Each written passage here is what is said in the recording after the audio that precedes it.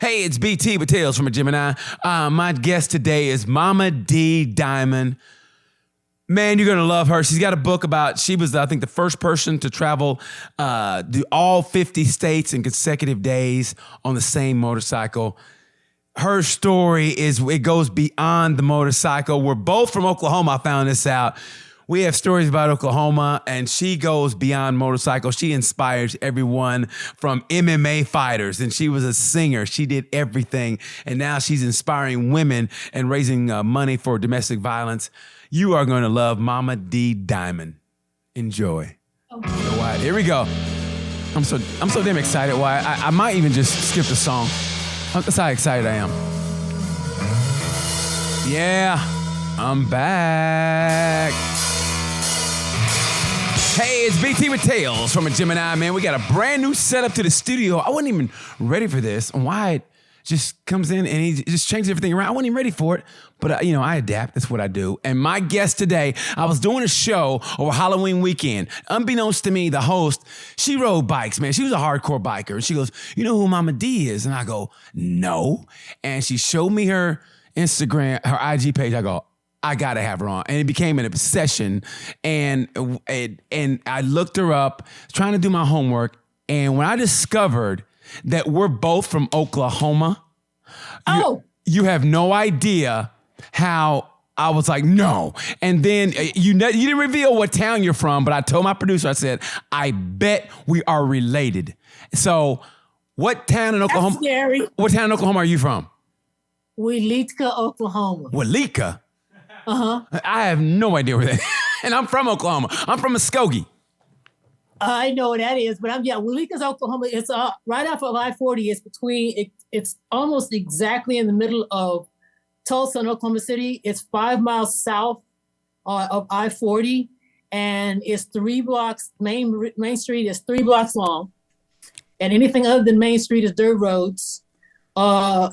Yeah, that's where I grew up. How did you end up in Weleetka? In the 60s and 70s, in the height of the civil rights movement. Oh, my God. Very, very segregated, being told what I can't do, and also being raised by a mother who raised me to basically have babies to get welfare.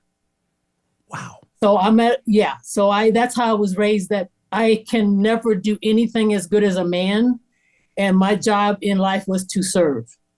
My God. But you know what? Hearing it now is probably a shocker to any woman under 25, especially what has gone on the last 2 years with the Me Too movement and everything. And it's just shocking to me because growing up, my mom, and this is before all that was going on, so I'm a little bit younger. And I just remember, and I didn't know anything about this, and I was just being a kid, joking around, and I said, as a joke, I don't know where I got this from. I go, you know what? When I get older, I'm gonna get a woman to take care of me. And my mom grabbed me. I just got a cramp in my neck. I just got a cramp in my neck. Stop that. I swear, my mom grabbed me and she goes, "Don't you ever say that again." And man, the fear of God was in my eyes and her eyes too. And from then on, like, oh, this is what a strong woman is. And yeah, and I learned that. And I learned that from the many times that the cops were called to my house because my mom and dad got into it, Yeah. And I had, when I found out that you were from Oklahoma, and I remember you saying you're from a small redneck town. Your words, not mine, but I get it. And I'll keep saying it because it is. It still is. So, and I just remember all I wanted to do in life was to leave Oklahoma. That's all I wanted to do. I just wanted to leave. I ride through there. But you know what's empowering though is the first time that I was riding my own motorcycle on I-40. Yeah. I remember I think I was on my 50 state ride back in 2006. And I remember on I-40 looking down that road and saying to myself, I'm getting chills right now, that if I'd listened to what you said I couldn't do, I wouldn't be doing this now. But that's what's beautiful is that is innate. That was in you to go, no, I'm not going to go down this road. Where did that come from? I mean, did it come from your father or maybe a generation before her that somebody was hard-headed or whatever? Where did that come from? It had to be, I had to be born with it, but I have no idea because I had no role models, positive role models when I grew up. None. So it was all that poor me. Basically, I was told you need to sit here. You can't go play. You gotta know your place. I had to sit there and listen to people complaining about, oh, why he's keeping us down. And I'm thinking to myself at 6 years old, that don't even sound right. Nobody's keeping you down, but I can't say anything because I got to know my place. So I just knew that I could not wait till I got out of there. But let me just share this other thing to you. Like I said, my mother wanted me to, as soon as I started having my period, she was having men come to the house with me she wanted me to have sex with them where I could get pregnant when I had got started my period. So I ended up getting pregnant at 17 and having my son. And she took him out of my arms when I got home because she wanted another son. And she took him and she said, you don't know what you're doing. Took him and used him as a pawn for me to send money home to take care of the family. So basically, I had no relationship with my son. And to this day, I have no relationship because she raised him the same way she raised my brother. Like women are worthless. Women should be subservient. They should never speak back, things like that. So we don't even, and he's going to be 47 years old. I have no relationship with him at all. That's why the fighters are my adopted son. They're the one that gave me the name Mama. And what's so empowering about that is because when I was working at Jackson's MMA in Albuquerque, and the first fighter I started working with started calling me Mama, and everybody thought that I was literally Mama because he was like, that's the kind of respect. And then Diego Sanchez, who ex-UFC Hall of Famer, started calling me Momma D. And it just stuck. So that just stuck. And so when I decided to change my name legally because I wanted to get rid of my married name, because that's a whole nother story. But I wanted to keep the Momma D, but I didn't want to keep my married name. So I wanted to figure out what would be a name that would demonstrate power. So I said, Diamond. So March the 1st, I changed my name legally to Momma D Diamond. I'm getting chills because I'm sitting in my dining room table in Albuquerque, and a judge is saying to me, he said, I'm dressed like I'm going to court. I mean, we're talking not even a Zoom call. I'm on the phone. And he said, I know this is ridiculous, sounds ridiculous, Miss Jones at the time. He said, but you need to raise your right hand. And I raised my right hand to be sworn in because it's like a court situation. And at the end, he said, thank you very much and have a very nice day, Momma D Diamond. And I literally just sat there and I said, this is the beginning of a whole new life for me. And then July 1st, when I got everything taken care of, changed my name over, came to Vegas for Clay Guida's fight, and then looked at properties. And before you know it, I ended up getting this place. And from July 1st, 2020, when I got hit by a car, survived a 100-mile-an-hour accident, did not even go down, did sustain permanent brain damage. 2 years to the date, July 1st, 2022, I am now living at the Signature MGM Grand in Las Vegas, Nevada. Momma D Diamond, baby. It's time for the diamond to shine in Vegas. Oh. Yeah. That's what I'm talking about. Damn, you got me wanting to suit up again. I feel like I'm gonna go to the dojo tomorrow. Like, you know what? I'm ready, D.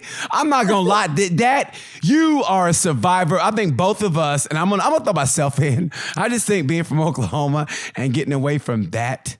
And, you know, you realize there's a whole nother world out there, and I'm going to find that son of a bitch. And and you had to find that vessel to get you out. For me, it was wrestling. And I knew if I could take wrestling to get me out of Oklahoma, and then I let the rest go from there. What was it that took you out? What did you find to go, okay, this is what I'm going to do to take me out, and then I'm going to expand my horizon? Because you have done everything. I mean, honestly, You live the way a person is supposed to live. You've done a little bit of everything. I was going to ask you if you were a Gemini, but I know your birthday's coming up. But because you've done a plethora, and I mean of everything. You've been a singer.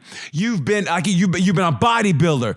You have done you have lived life the way you're supposed to live. And I'm going to tell the fans right now, she's the first person to ride the same bike consecutive days through all 50 states, through an ice storm, through the bears, through a tornado. She's done it all. D, I'm just going to shut up and let you tell it.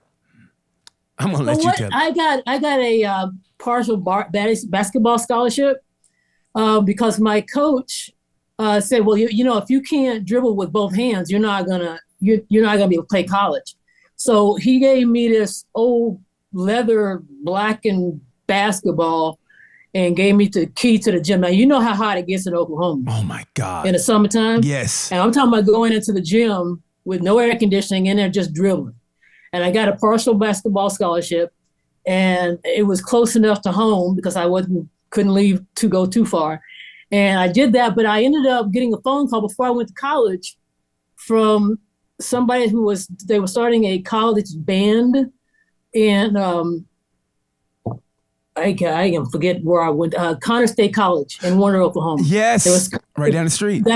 That's where I went for 2 years. And she was starting a college band, and I'm thinking, I didn't even know I could sing that good, but I was in the high school choir, but I don't ever think that I'm doing anything exceptional, but other people do. Right. And so next thing you know, I go and I get into this band. But see, the thing is, I played basketball and the band would perform at halftime. So I would literally perform with the band at halftime with my basketball uniform on. And then go into the last part of the meeting with the basketball team and get what I needed to. But let me backpedal a little bit. When I played basketball, my basketball coach would get me out of the 6th grade to practice with the junior high team. And then by the time that I got to the 9th grade, I was starting on the junior high team and the high school team. So I would play 2 quarters in the junior high team, and they would take me in a station wagon to start the high school team because I jumped center. And I would literally play 6 quarters in a night, 2 different teams, 2 different games in one night. And then I ended up being the high school drum major and the basketball captain. And we had a basketball final, but we had this big time parade that I was a drum major. Yeah. That the basketball coach and the band director almost went fists because they was like, you're not going to be walking in a parade after playing in the finals of I ended up doing both anyway. Because you're hard-headed? But I ended up starting singing, and the thing is, we ended up starting to play at Tulsa at the Sheridan. We would do that every summer. Yeah. And we were the house band in the summer at the Sheridan Hotel in Tulsa, Oklahoma, and I started making money. So the degree went out the window because my mom saw money, and 80% of my paycheck was going home to my family. She was paying by my grown-ass siblings, was buying cigarettes for them. When she passed away in 1995, she had brand new luggage. She didn't go anywhere. China. I had duct tape on my luggage when I was traveling. I was eating out of soup cans on the road to send money home. But the singing got me out. I ended up being a choreographer not because I trained, because I was with this other band after the New Horizons broke up. And he had hired this choreographer, paying her $200 an hour. And she was so mechanical. I came in and started teaching her stuff. And he saw that and he fired her and hired me. So I ended up choreographing show bands and all these different things. So I did that, and then got into the partying side a little bit too much. Of course, because it was the 80s, 90s, right? It was the 80s or 90s, right? It was the 70s and the 80s. And when your nose started bleeding on stage and you realize that you're killing yourself. Yeah. Because you're an entertainer back in them days. If you didn't get a high, you just, people would shake your hand and give you something. Yeah, and I was so naive. One of the keyboard player, she would say, they give me a handful of pills. They shake my hand and she'd say, oh, that's this, this, and this. And, oh, I'll take this and you take that. I don't know what I'm taking. I learned that Quaaludes and Blackberry brandy don't go good together. I did a convention that we sang for this nightclub, and it was a convention for state police officers in Arkansas. I think I showed them everything I owned. I was flashing my tube top. I was so bad they would not give me a cordless microphone because I would end up in the parking lot. I was just completely out of control. And then my nose started bleeding on stage, and the bass player was like this to me, and I was like, "What?" And he was like, "I'm like, oh, this is not." And I was like, "I'm good. I'm done." I just said, and I was done. Well, how did you not get addicted though? I mean, I have addictive personality. I just knew that I'm either going to do it or I'm not going to do it. I don't the first year was bad because my body just went through bad withdrawals. I had met my now ex-husband, who was also verbally abusive for 32 years, walked out of me with a text and a letter after 32 years of marriage, like 6 years ago. But that was all behind closed doors. Everybody's thinking, oh, there's no way it's your fault. I mean, it's no way that it's his fault because he loves you. He proclaimed his love to you, everybody believed. And I was suicidal more times than I can count. But I'm always going to be addicted somewhat, but I just knew that, my life was worth more than that. And nobody told me, but I told the band, it was a co-leader, the drummer, because he always told me, he said, if you ever quit this band, you need to give me a month notice because I can't replace you. And so I told him after that happened, because people were getting plastic like implants in their noses to keep doing that stuff. Wow. And I said, no, I'm rotting my brain out. I'm going to die. And so I stopped, and he said, as soon as I gave my notice, the band, after that, a few weeks later, the band just disbanded. And I ended up leaving with my ex, and we went across the country, and I needed to get away from that lifestyle. And right. We ended up in all these, talking about places, because I was married to a white man, and places that he was taking me to, I couldn't even go outside because it would be, we were walking down the street. He took me to Washington State where he had been in the Air Force. We was walking down the street and they were screaming out "nigger lover" at the top of their voice at downtown. It was horrible. So, but I ended up getting a job at a all women's fitness center there. Yeah. Because I started to try to get into shape because I knew, because I was a size 16 at 27 years old and had high blood pressure. And I said, I ain't going out life expectancy in my family is 60. And the fact that I'm going to be thriving and doing this at 65 is like unheard of. Yeah. So I described in my new book how ugly this was. Okay, so I thought I'm going to get into shape. So I put on my little polyester jogging suit and I took off running. Yeah. And I came back and I think, I don't even know if I got around the block.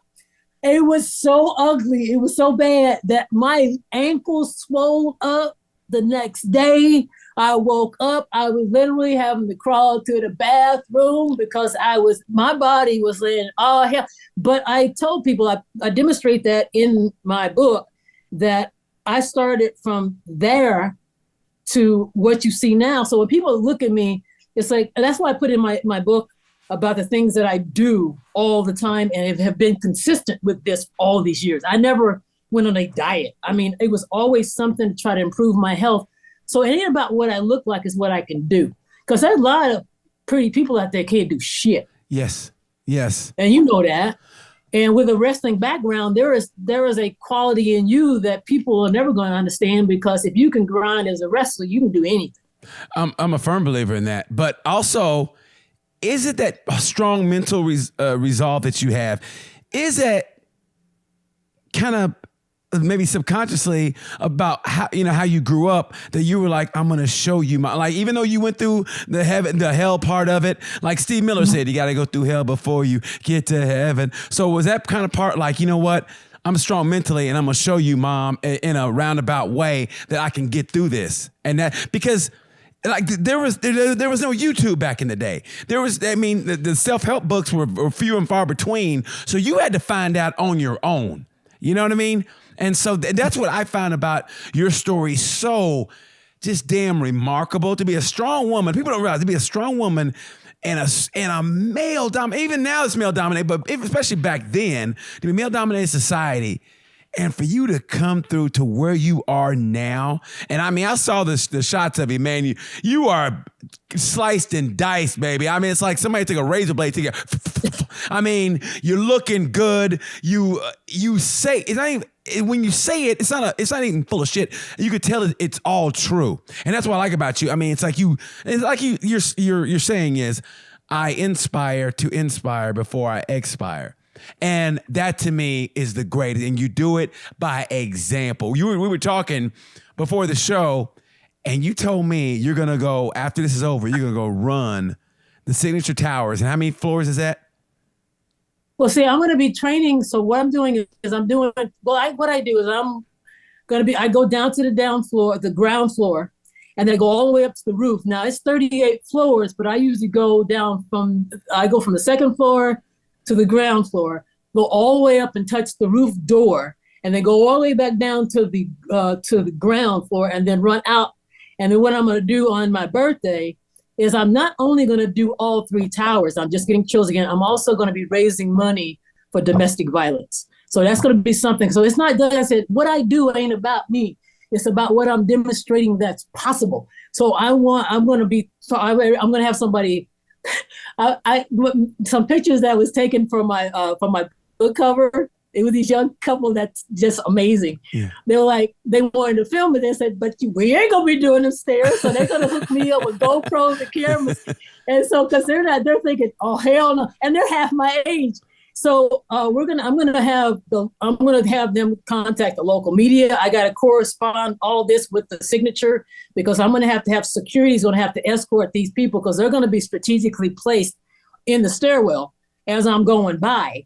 So I'm gonna be doing that, and as I'm doing, I only do 1 tower right now, but I'm gonna start adding 2 next week, and then because I do Friday and Saturday, I do 41 stairs, still 41 floors Friday and Saturday. And then I'm going to start doing that, but I'm going to give myself a time that I want to do in less than 45 minutes for the 3 towers. And so, because right now I can actually get all the way up to the top in 9 minutes and 40 seconds. But see, I got to make sure that I'm not going to be using the elevators in between. Right. Because I want to make sure, but I have to correspond all this with the management and security, because I don't want to have to get in the elevator and then go to the ground and then go all the way up, because that's going to waste time. So I got to choreograph, but I'm doing this for my birthday. And then, like I said, 3 days later, I'm getting an award in Jacksonville, Florida, the Titan Award. And it's not about only what I've achieved on my motorcycle, but what I've achieved as far as contributing to the community of this world. And so I'm, like I said, 3 days later, doing 3,000 miles on my motorcycle, me and Magic's heading to Florida. My good. First of all, when is your birthday? January 26th. You know what? I'm going to be performing in Las Vegas at Brad Garrett's Comedy Club during that week. I'm going to be there, D. We're going to meet. I ain't running them damn steps, but I'm going to be there.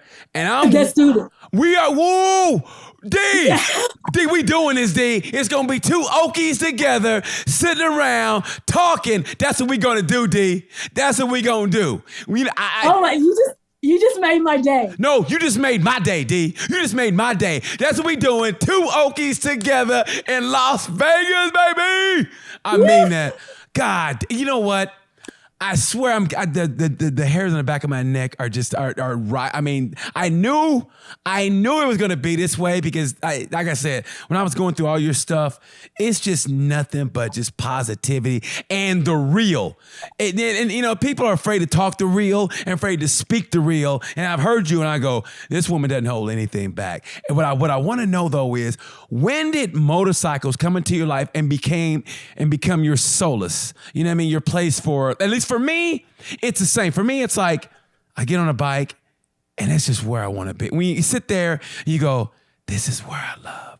This is where I love. You know, like sometimes they say, don't get on the bike if you're in a bad mood. If I get on the bike and I'm in a bad mood, I'm out of the bad mood, right? If I'm in a good mood, it's in a better mood. I mean, it's just, that's where you feel at home. So when did motorcycle, and all your world of turmoil and everything going on in your life, when did motorcycles become your solace? Well, I started riding when I was almost 41 years old. And my ex at the time was, I just say he owned motorcycles. He wasn't a real, he was more about cleaning it versus riding it. He was more about what everybody's oohing and ahhing about it. Right. But he was diagnosed with epilepsy and he had to sell his little, he had a Sportster. And he was 6'2" and 220 pounds. And I'm like, he had a Sportster. I'm sorry, but that's he shouldn't be riding a Sportster. He's 220 pounds. But I ain't saying, let me just shut up. So he ended up, I'm sorry, but that's what he could handle. I was on a road, I was on a business trip in Montana and he said, I got another bike because he had been seizure free for a year. And I said, cool. So I get home and we're living in Jersey at the time. And I said, so where's your bike? And we go into the garage and I open up the garage door. I said, so where's yours? That's how I got my motorcycle. I had no idea what I was doing because I'd been on the back of bikes for years because one of the bands that I was on the road with, we had toy hauls because we were on the road 50 weeks out of the year. Right. We had bikes and everything just because we lived on the road. And I always ridden on the back and I liked it. But then I get in the kitchen. I said, so what do my hands do? What do my feet do? And instead of sitting on the motorcycle, and he's telling me, and so the thing is, I said, you know what? I went to Jersey, DMV in New Jersey, took the written test and failed it. The little girls laughed at me and I was like, okay, so that's okay. So I signed up for a motorcycle safety course. And so I took it, I scored 100%. Yes. And then I also scored the highest on the riding test.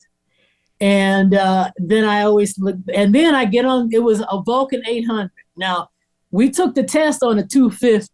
Yes. Now I got a Vulcan 800. Now, a Vulcan 800 ain't no rocket ship, but compared to a 250, it's like big for me. So I get on 78 in New Jersey, which is like the Autobahn. Yes. I'm on 78 by myself.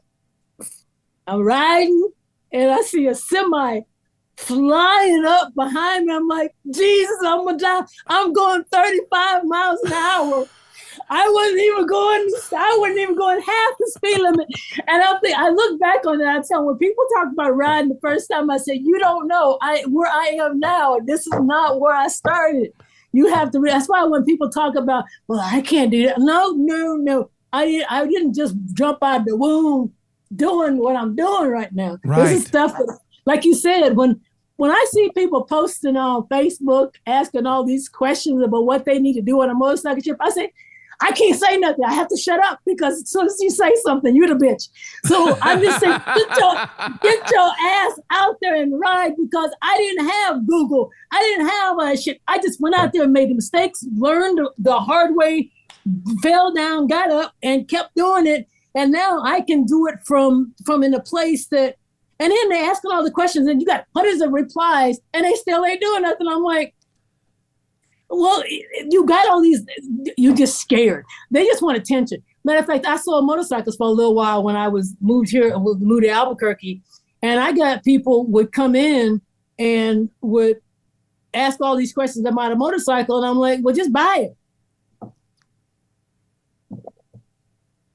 But I started. Then when I started, and that's another thing. I gotta say, I got another birthday coming up, November 24th, 1998. I got hit by a car, got thrown 120 feet, skidded my Shoei helmet down to the styrofoam. Oh. My right foot was destroyed. My heel was broken off. All my toes were broken, and there was a big old hole in the top of my foot that a muscle blew out. They couldn't replace, and after that was like 6 months after I started riding, the woman just hit me. I mean, she's at a stop sign. I get right in front of her. She just pulled out and hit me.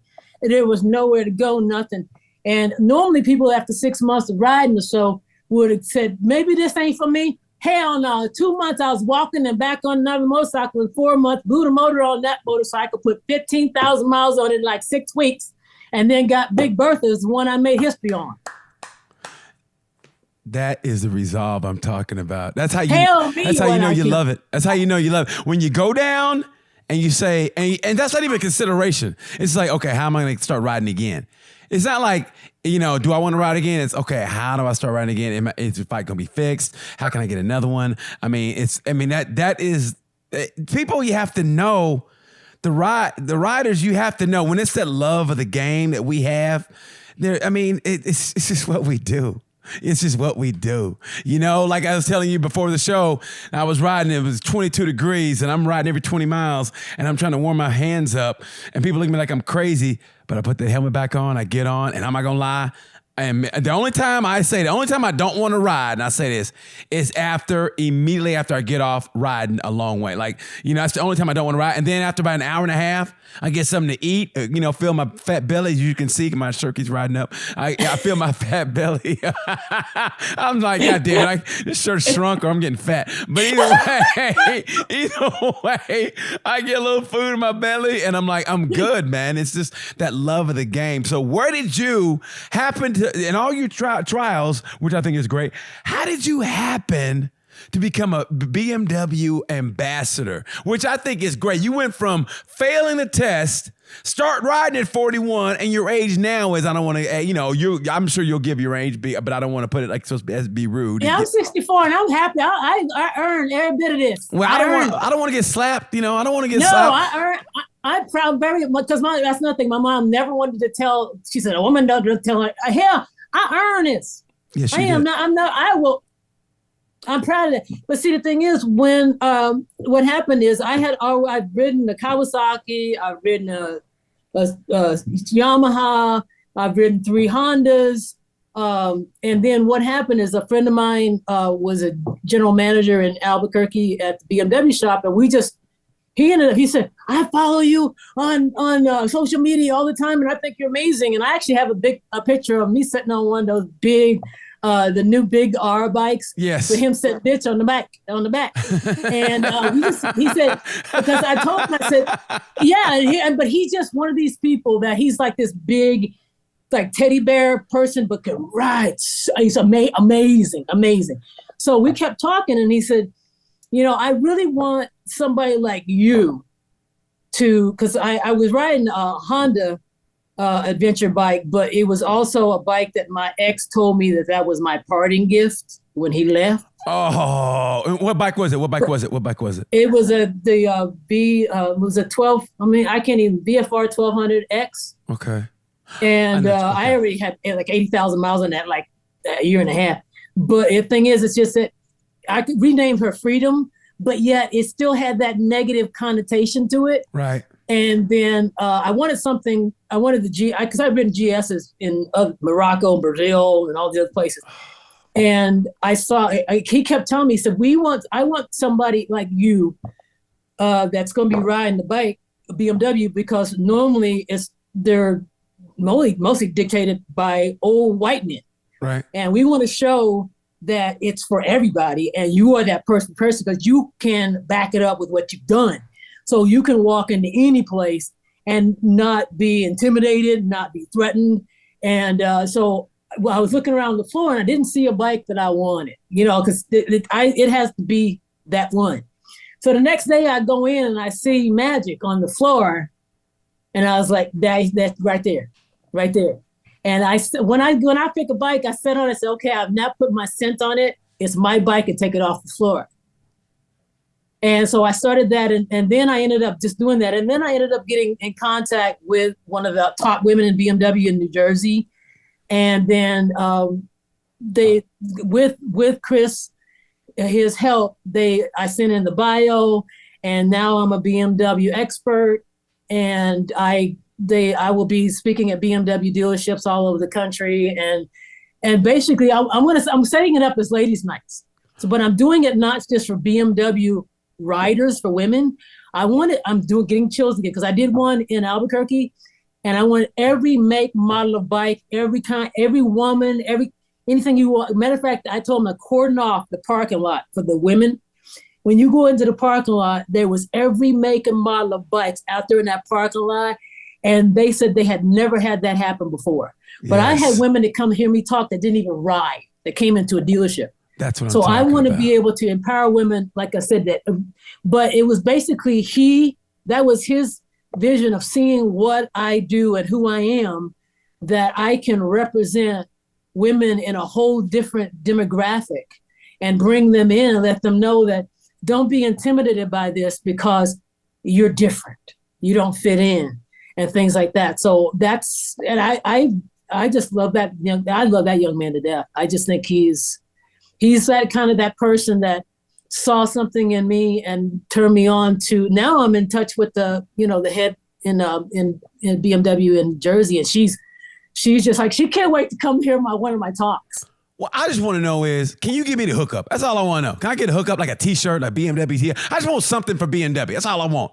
I can get you something. I can always get you something. I want something then. Give me something then. I can get you something. Trust me. A T-shirt, some socks, some drawers, something that says BMW. I just think that I morphed into I seem to always morph into a higher life form periodically in my life. I feel that I'm always being taken to a high level by all the challenges that I have. And instead of me taking it if something happens to me, I'm like, what am I supposed to take and use this for? So that's why when I say I'm going to be doing all these stairs and I'm going to be doing this, it ain't about me. It ain't about me. This is bigger than me. I am not here on this earth now just for, like, I have a display in the National Motorcycle Museum. I have Big Bertha, which I've been to Alaska on her 3 times. Black Ice, I've been to her once. So I have 2 motorcycles that I've been through all 50 states on both motorcycles, and a wax figure of me in Anamosa, Iowa. And it's not because of, look what I did. They're the best picture of that museum is a friend of mine took her little daughter to look at my display, and she's standing there looking at my display. And every time I see that I realize that's why I'm here, is to show that little girl that anything's possible. It might not be on motorcycles.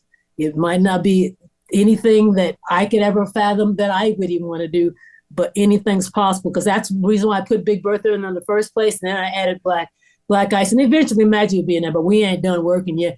But it's not about, look what I did, it's look what's possible. That's what, when I'm doing anything, that's what I'm saying. I'm not going to do the 3 towers just because I can do it. I want to make a difference. I want to raise $10,000 minimum that day for just domestic violence after I've gone through my entire life, to show that you can shine on the other side. God damn, that's beautiful. I mean it from the bottom of my heart. That is so beautiful, because it touches me, because you can be an inspiration, and it didn't have to be women, because you inspire me just right now. But it just helps, because I always say, I mean, teach his own, but goddamn, I just get so pissed off at women sometimes, and like, I'm on your side to be strong, but you gravitate to just bullshit, like you watch this, the Housewives or whatever the fuck, and then you have the Kardashians, and God bless those girls, whatever, they made their money. But God, it's just, and you got women like yourself, you got female athletes who are strong, you have so many great role models, but you gravitate to such bullshit. It's like going to a buffet and you've got vegetables and you got fruit and you got, oats and everything that's good for you. But yet still you eat this fried shit over here. You're like Long John Silver's, when you go, Jesus Christ, it's right here in front of you. Right here. And that's what people like you should be elevated. And I can honestly say from the bottom of my heart, the women that I've had on this show, and I'm not patting myself on the back, but the women I have on this show, I have them on the show because I think with everything they do, I want everybody, but I really want, like you said, I want a girl who's coming up now. I want her to be like, hey, I want to be like her. I don't want to be like, God, I hope some man chooses me on, on The Bachelorette or whatever. I hate that shit. But okay, I want them to say, yeah, I want to travel 50 states by myself. I want to be a real independent woman. I want to travel 50 states. I want to be on a motorcycle. I want to be, I can honestly say people I have on my show, and I don't beat on her head with it, but this is my way of saying, hey, ladies, I'm on your side. It's a tough love kind of thing, because I did grow up in the, 80s, 70s, 80s, and 90s in Oklahoma. So So I got that little in me, but still, I'm trying to show you that's another side. It's a tough love kind of side to it. I mean, I'm not going to, I've been an angel all the time. I've danced to Push It real good by Salt and Pepper, and I've went a gentleman on it. But hey, we've all been through that. I mean, let's be honest. It was a club scene in the 80s. Come on. Yes. Hey, you know what I mean? So by you saying that, it touches me so much, and I'm glad you're here telling your story. But I want to know is, out of all 50 states, which ones are the ones that resonate with you, that come to mind? Like when I say of all 50 states, which one was the one that you loved the most, that you had a certain feeling that, you know, that you didn't know you were going to have, and it just snuck up on you? Well, it's two things. One is Utah because of the colors, and it's just it's magical. It's like God just said, there's Utah. But the best ride, the hardest ride, and I'm getting chills, the Alaska Highway. I've been on it 10 times by myself, and you have no phone service. You have no people. If you go down, I tell people, if you go down on the Alaska Highway, I said an animal will get to you before a human will, and you have to become, so if that happens, you become food, and you have to now become an animal. And somebody said, well, that's pretty harsh. I'm like, well, if you can't think that way and do that, maybe you need to stay home and knit, because that's what I do. But the most, I mean, I love the Rocky Mountains, but for some reason, Utah, and the fact that I'm living in Vegas now, and I'm like a couple hours away from Utah now. But I told my boys, I said, when Mama goes, when I get cremated, I want my ashes thrown on the Alaska Highway. They said, well, we're going to drop your ass from an airplane because we ain't right. And you know what's funny? You see, these guys see what I do. And so what's funny about it is, see, I go crazy when they fight, but they were more worried about me. They said, Mama, you can't be doing that. For one thing, I'm a grown-ass woman. You don't tell me what to do. But they're so worried about, one time, matter of fact, what was it? On Black Ice. I was doing 48 states in 48 days just because I just wanted to. 3,000 miles into this ride, I'm in Seattle, and I'm looking for my first oil change, and I'm at a stoplight, and I take that left turn. My front tire hit an oil-covered wet a diagonal railroad track. My bike spun around, slammed me to the ground, broke my collarbone, cracked my rib, and dislocated my shoulder. And I finished my ride, 10,000 miles, with a broken collarbone, separated shoulder, and broken ribs. And I didn't even tell anybody. I got x-rays. I'm in Seattle, and I had to go all the way across the whole state of Washington. It dropped down bad. I mean, the temperature dropped, the wind whipping like this, and I'm busted up. I go to the bike shop, and so, should we call 911? I'm like, what? They gonna tell me motorcycles are dangerous? I got shit to do. Just fix my motorcycle, replace the side. I had a little extra cover for my bike. I said, replace that, give it to me, because I'll put that in the museum with my other bike. So the thing is, I got on the bike, and the wind's whipping me like this. And you know how you wave on the motorcycle? Yeah. I'm busted up. I do this, and I'm like, that ain't good. I'm like, fuck. And I put, you know how you put your hand on your leg? Yeah. I do this, and it took me forever. And I'm like, okay, I would just, people come by, I just wave. That's how I wave. So I get to the first, I'm going staying at Airbnbs. And like I said, I'm busted up, and I can't find the Airbnb. It's up in the mountains, and the street signs are non-existent. And I see this woman in the big Suburban, and I said, excuse me, but can you tell me where this is? And she didn't even know. So I'm following her, and I'm doing U-turns in the mountains, and I finally get to this house. Now I got to unpack my bike. So I unpacked the bike, and of course my room is downstairs. And I'm laying there when the woman gets home like this. and she said, Momma D. I said, you got some ice?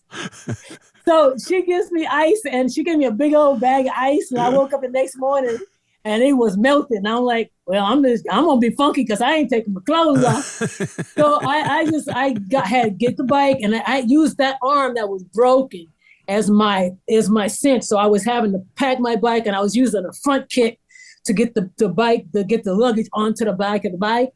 So I get to Montana, visit a friend of mine. I have to go all the way across Montana, which is a big state, east to west, yes, through North Dakota, down South Dakota, Nebraska, Missouri, and got to Iowa. And I got x-rays there because I met these guys on the Alaska Highway when I was there in 2014. And I said, I need to get x-rays. And before that, I hadn't even told anybody I was hurt. And so the guy who set me up, because these guys do bicycle riding like 100 miles on freaking gravel. These are serious motherfuckers. Yeah. So he set me up with a chiropractor first for x-rays and then this orthopedic person. So the orthopedic guy is telling, there's no way she's hurt that bad. She wouldn't be able to get her. You don't know who you're talking about. So I go to the chiropractor and she x-rays me and she said, she looks at me and said, you're badass. I'm like, nah, I just want to know how much it costs. So she cut me a disc because I'm going to the other, but they try to adjust me and I was busted up so bad. Her husband, who's a chiropractor, just a beast, he adjusted me and my lungs expanded in my chest and I was like this. I couldn't even breathe. And so they couldn't even do anything for me. I go to the orthopedist guy and I hand him the disc and he's still looking at me like, he comes back and said, are you kidding me? He said, I told you. So he said, that's not much we can do to you. He said, but you're probably gonna, I'm like, so I go, and then I get to Weleeka, Oklahoma.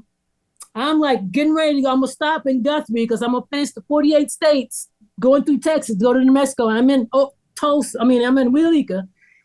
Guthrie's like 400 miles. Somebody I grew up with, I stopped in and he said, that's a long way. And I'm thinking, they still don't even know I'm busted up. And I'm thinking, I just rode through the entire country and I got 400 miles to finish my ride. He said, that's a long. See, you can't talk to people like that. You can't explain to them what you do. You have to shut up. Yeah.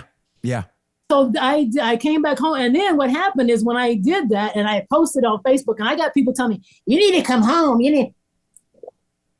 See, what pisses me off about people? Now, if I would have gotten hurt so bad I could not control my motorcycle, be one thing. But I said pain is temporary and failure is forever. Because if I would have any kind of way in my head had a doubt that I could have finished that ride and quit, you can't take that back. Yes. And that's what I tell these fighters. I said, when you get in that cage of that ring, I'm getting chills. I said, if you get in there and you gave 100% and you have, if you half-assed it out here, that's on you in there if you lose. But if you get in there and you gave 100% out here, you will not go to your grave with regrets. That's how I live my life. So when I got back home, this arm never even atrophied because I kept using it. Matter of fact, I stopped to get an oil change in Tulsa, and actually in Tulsa. And the guy said to me, he said, because I told him what happened, he said, hell, you busted up, I wouldn't fuck with you. Because I'm telling people, I got a picture of me in a parking lot putting my helmet on like this, because I would every time I put my helmet on, just like this, I'd be like, oh.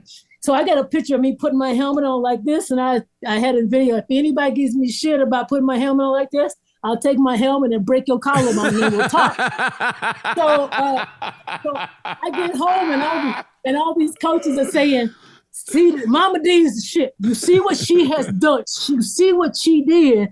She did not quit. She was fucking busted up out there and she did not quit. And they said, if you ever tell me you don't feel like praying, I'm going to sick Momma D on you. So every time these guys, I say, if anybody going to cry or beat them about anything, let me hit your ass with a car and we'll talk. There ain't nothing you can deal with inside that cage of that ring that's going to be as bad as what I got to deal with out there. Man, that is so true. That live with regret part. I was in the state championship in wrestling. I was a state championship in the state final in wrestling, and I got beat. And that replays over in my mind all the time. I mean, it's like, I can't say I live with regret. I wish I would have gave him a better match. And that resonates with me so much. And I tell people all the time, I'm getting life late. Like now it makes sense. Now my mental resolve is so much stronger than it was. But, it's like I said, like I'm getting late. But that live with regret part, God damn, that just touches me so much. You saying that, I mean it from the bottom of my heart. What is the least favorite state? And this is why I would love to hear from you, because like I said, you don't hold back. So I want to hear, what's your least favorite state, and what's one you go, you know what, fuck this state? Like, what is there a state that you were like, you know what, if I never hear this state again, it'll be too soon? There's a lot of them. There's a lot of them, because that's just, and people don't realize, people do not understand. The way you just said that. There's a lot of them. There's a lot of them. But people don't realize how redneck the northeastern part of this country is, up in like Maine and shit. Oh, I do. People have no idea, because where you go, because see, I go where people ain't too many colored people. So when I'm it for like 500 miles, they feel they can treat you any way they want to because there's no repercussions. So I mean, I had literally gone up there and tried to get a room, and they would give me a price that was so outrageous. And I'm in the parking lot thinking something's wrong here. And I came out, it was a white dude come out. I said, "Excuse me, but what did you pay for that room?" And he tells me, and they were literally, it was like what? Yeah, the Northeast, but there's parts of this country, there's a sprinkle. That's probably parts of the state, like I said, where there's like nothing when you go into that. I'm very aware of my surroundings without people realize.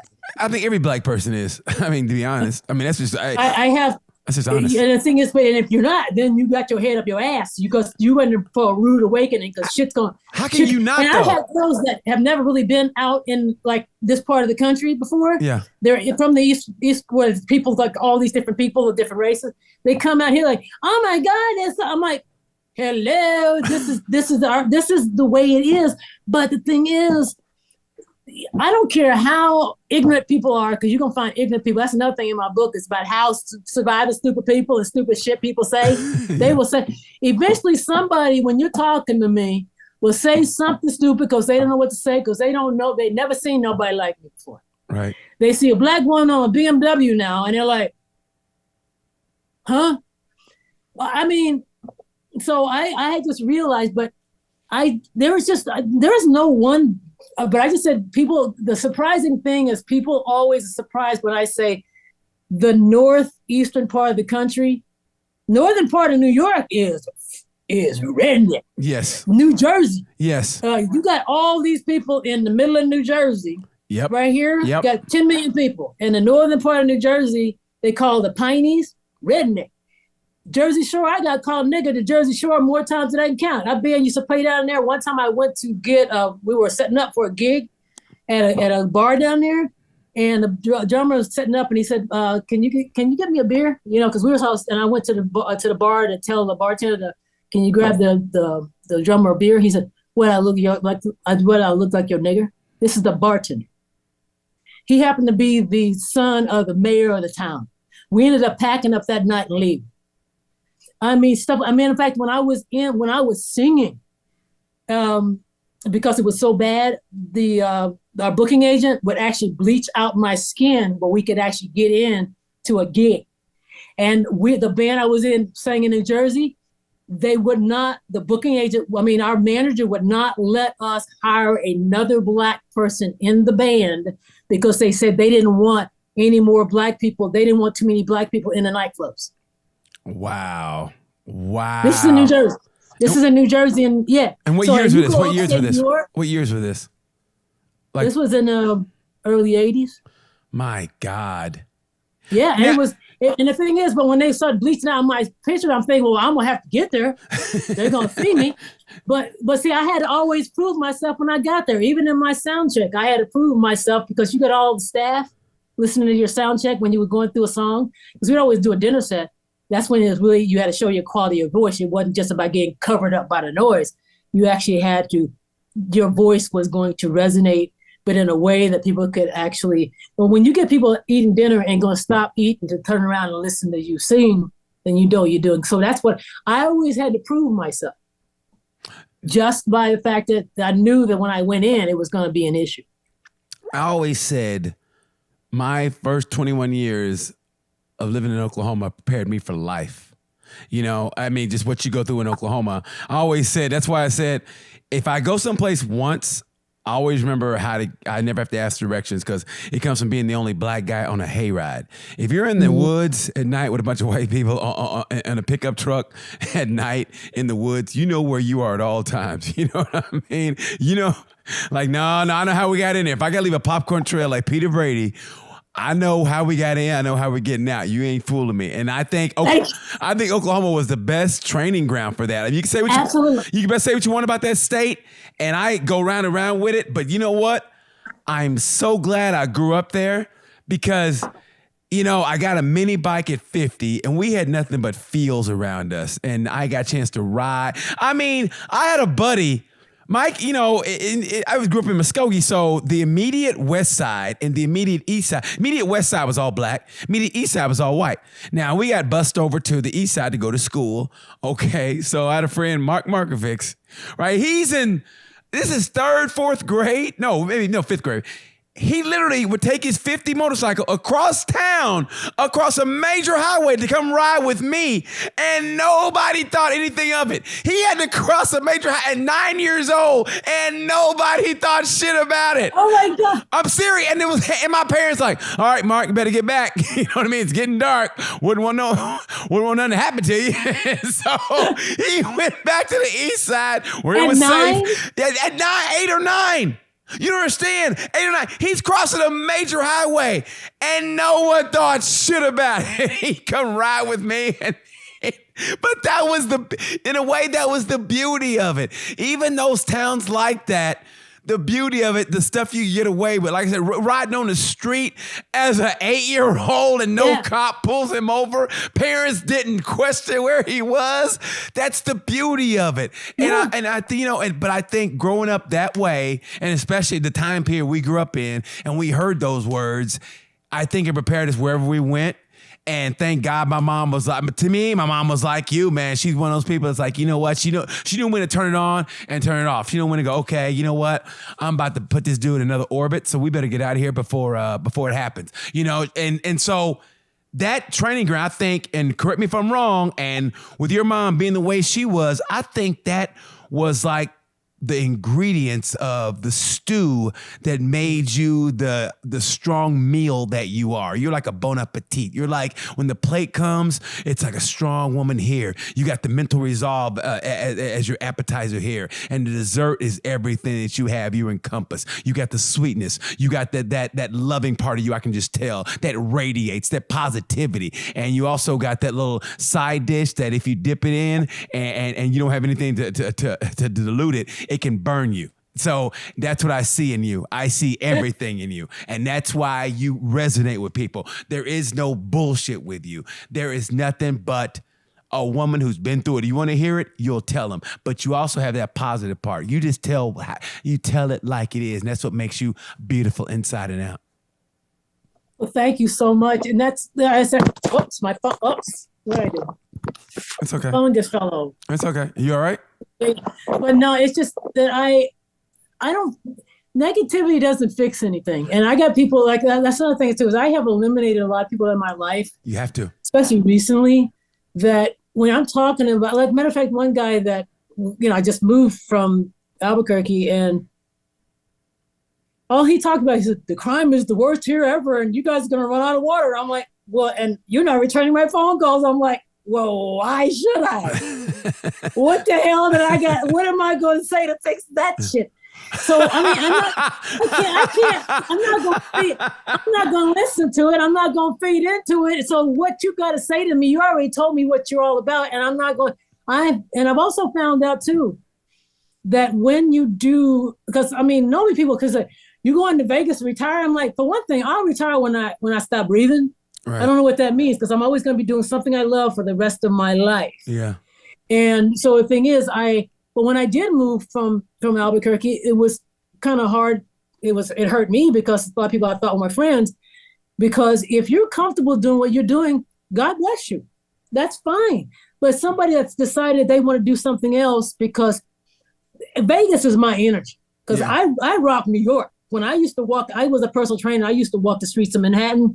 I used to go to the dorm room, won't let me in to go to the bathroom. They'd be like, hey, but Vegas is my energy. One of my boys even told me, this was last year of October, he said, Momma D, you don't fit in Albuquerque, because I moved there with my ex. And I said, you think? And he said, what about Vegas? I'm like, fuck yeah.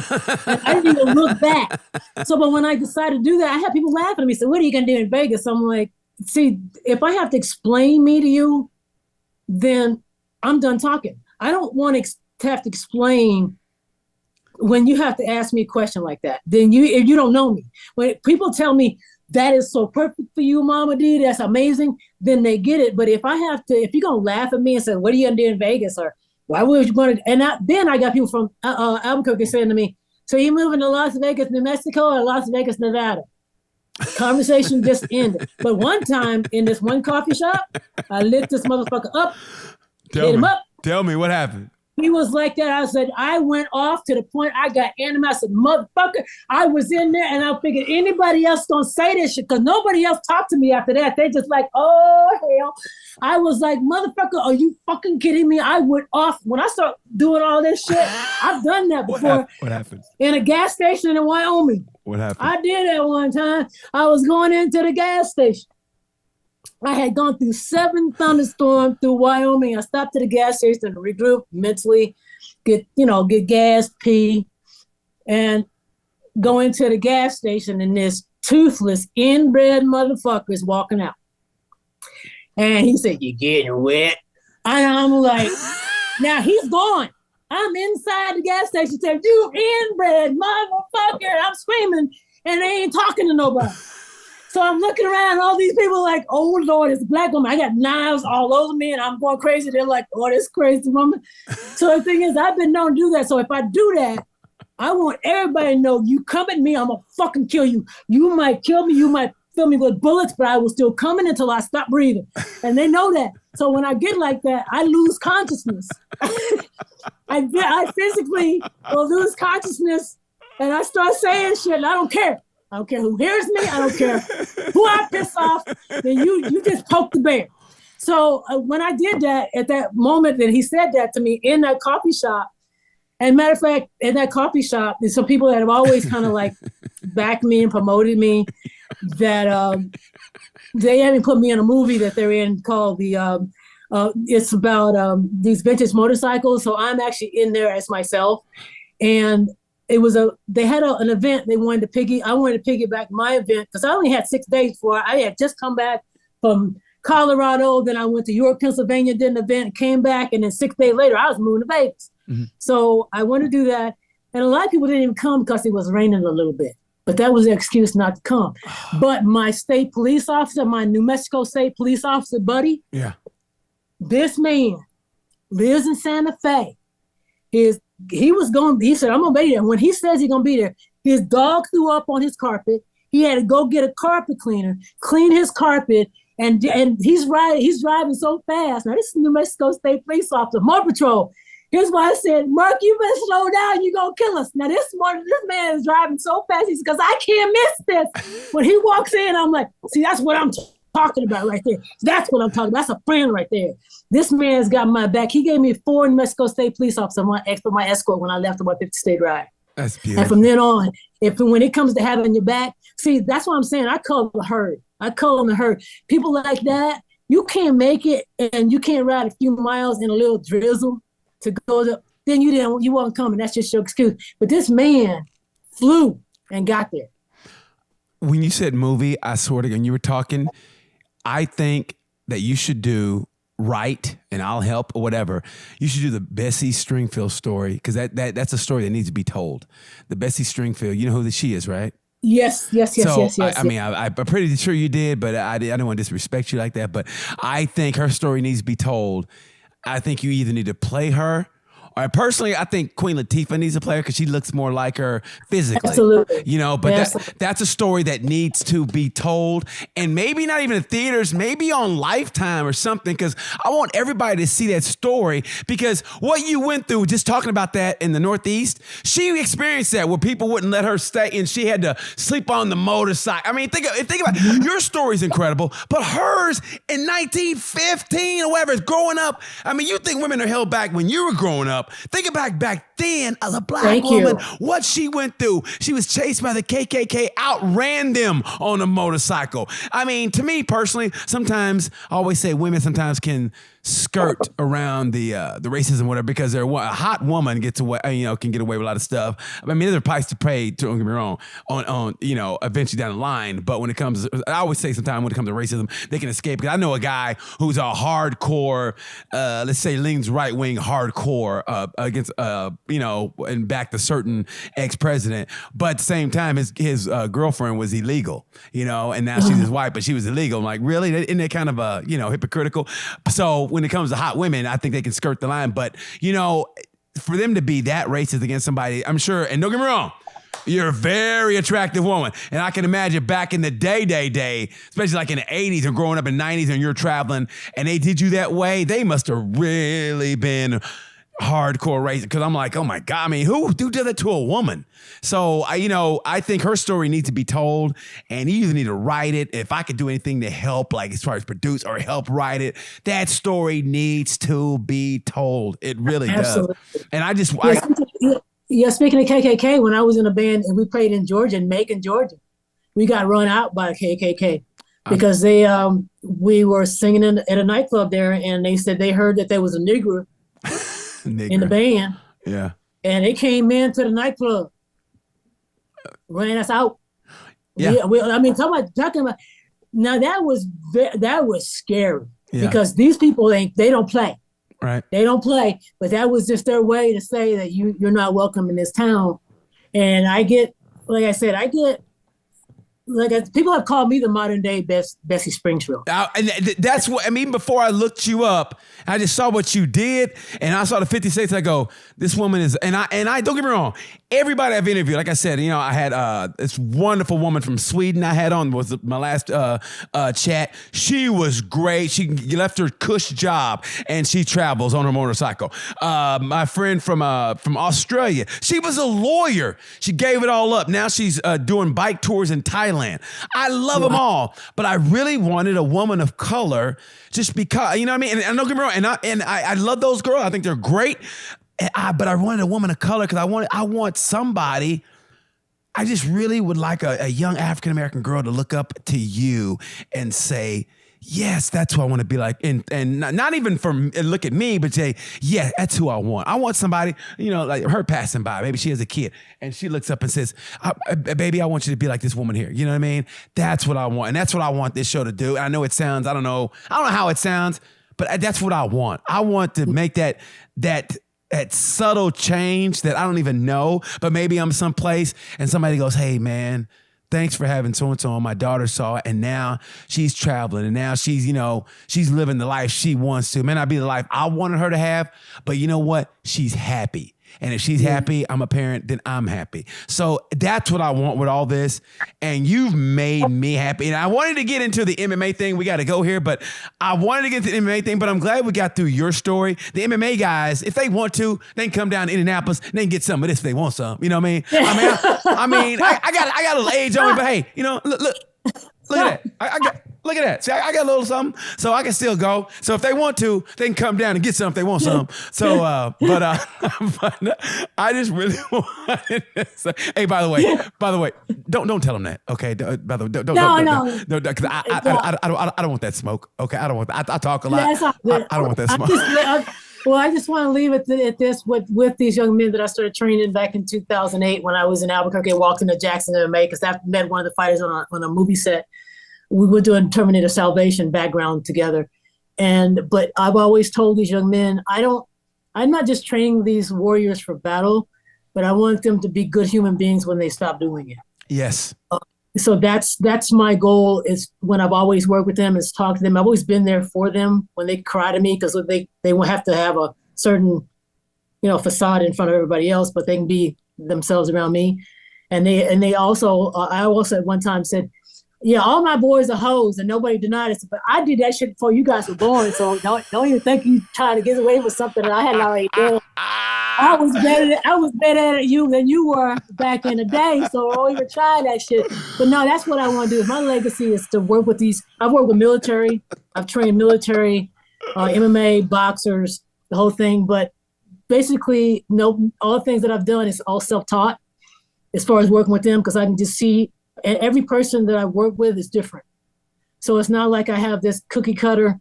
I know what somebody needs. If somebody needs me to scream and yell at them, like if I'm working with a Marine, they're not going to hear me unless I cuss them out. But some guys just need me to just coax them or I tell them I will never give you a goal that I do not think you cannot achieve. It's up to you to believe it. So they'll say, I'll give them something. I'll be like, I said, no. You have to believe it. And as soon as they do it, the whole demeanor changes. I will never set anybody up for failure. I see what you can do, but you have to believe what you can do. I think that's beautiful. I think that coach / trainer, you're just like you're the Momma D, But, if I was there, then I'd be a trainer. I'd be like, and a trainer is like, it's like a parent, man. It's the parent that you listen to. Growing up, when, me and my dad were going at it, it was more me, but dad was just, that hardcore tough love. You know what I mean? Yeah. And looking back on it now, God, I go, how lucky I was to have a dad who cares, who stayed off in my ass. I mean, and granted, I didn't appreciate it back then. So I always say that next to my dad, the guy I listened to was my coach, my wrestling coach, man. When I looked over him and he was angry and he told me to go take him down, I took him down. It wasn't even a consideration. And I always say my coach was the most important person in my life next to my dad. Now, yeah, my dad's always been my hero, will always be my hero. But, but that coach is up there too, growing up. If you're going through it with your parents and you're like me, where, you're thinking, like my mom said, think you know every damn thing. Your coach is that person that you go, okay, coach, yes, coach. No, you know what I mean? That's the person who gets that respect from you. Whereas your parents, you take them for granted, and you're like me, you come back and go, hey, man, I sure appreciate you guys loving. I mean, that's what I say to my parents now. Like, God damn, for what y'all did to me. Like I said, my mom telling me, don't you ever say that again about a woman or whatever. Back in the day when you didn't even hear shit like that, and she told me that, and that put the fear of God in me. I was like, okay, I got you. And that's why I learned to respect women, and from that perspective on. That's why I can't respect any man that gets alimony. That just pisses me off to know. Honestly, I do always have a joke in my act. I always say any man that collects alimony, I go, how do you, if you had enough game to get a woman who made more money than you, and all right, player, I'd give you that. But after that, if you get divorced, don't go, I'm going out to get my check, man. Be a man. Okay, me. All you gotta give me a motorcycle. I will wheelie out of your life. That's all I need. I want the motorcycle. I'm gone. You won't hear anything from me. You might hear the exhaust like, and that's it. And that would be the last you see of me. But and I think growing up the way I did, and where my mom was, and people like you, and I mean this from bottom, people like you are the role models from just setting the example. You don't have to hit it over the head. You don't have to be on some news channel to say, do it like me. And women, you set the example, and that's what you are. See those people? You guys follow Momma D. This woman right here is a role model for women around the world. Her name is Momma D. You follow her, my man. You understand? If not, I'm gonna stick her on you, man. I won't do it. I don't want to party you, but she will. You understand? I don't want to party, but she will. Okay. Much love, brother. Hey, I don't want to party him, but I know you will. Anyway, listen. I'll put him in the pool because I used to do something called Momma D's drownings. Your job is not to die. Yes. And I would put these guys in the pool. But see, the thing is, it was one of those kind of things that I always would test them, because I started working with very high level athletes. So I told them, I said, if you are physically gifted and you put work behind it, that's what the difference is. But you're going to win from here and here, because you're going to when you get to the top, like the young man that just won. Yes. When you get to that level, everybody's going to be good. Yes. Everybody's going to be great. But what's going to make the difference is going to be this and this. And I always, because see, they know that I know what it's like to do a stare down. I know it's like when I own you. Yeah. I know exactly. There's a minuscule amount of flinch in somebody's eye. You cannot hide it. So when I see a guy doing a stare down, I know if he's won that fight already. He wins that fight in that stare down. He just broke him. There's a 2-parter or 3-parter I have with an African-American Navy SEAL. I train in his gym. If you get a chance, watch that. I think you'll like that. You guys are similar talking, and when this is over, hopefully you go back and watch it, because I think it's similar to what you're talking about. But your fighter won by knockout. Am I not right? Oh yeah, uppercut. The second fight he's won uppercut, and I've told him and a lot of fighters, and I said the uppercut is one of the most underutilized punches and the most devastating, because you can't see it coming. And we just had lunch right the week before he went off to Minneapolis. And he won the last 2 fights in the 5th round uppercut. And this young man is on his way. Well, what's his name? I'm going to shout out real quick. What's his name? Ryan LaBala Mendoza. Ryan LaBala Mendoza. He has an uppercut. If you're going against Ryan, just call it quits, because he's going to knock your ass out. Ryan is, I mean, he's one of these young men he's a champion in and out of the ring. That's he's humble, but yet he worked so hard. He is disciplined. He is dedicated. And that's what I like about him. And there's no half-assing anything, ever. He's all in. Momma D, we got to get out of here. We're up against it. Name of the book that's coming out. Beyond the Bike, real life tactics to be your best you on and off twos. It ain't about bike, it's about life. And how do they go about getting it? Right now, it's not out yet because I just got my edit back from my editor. So I'm going to be having it on my website. It'll be mommadsmagic.com, but I'll let you know when it's released and everybody can get a hold to it. Momma D, I knew it was going to be this way. I really did because, man, I couldn't wait. I was chomping at the bit all the way over from Spain. I was like, I can't wait to talk to this woman, and you didn't disappoint. You are an inspiration to people around. I mean it from the bottom of my heart.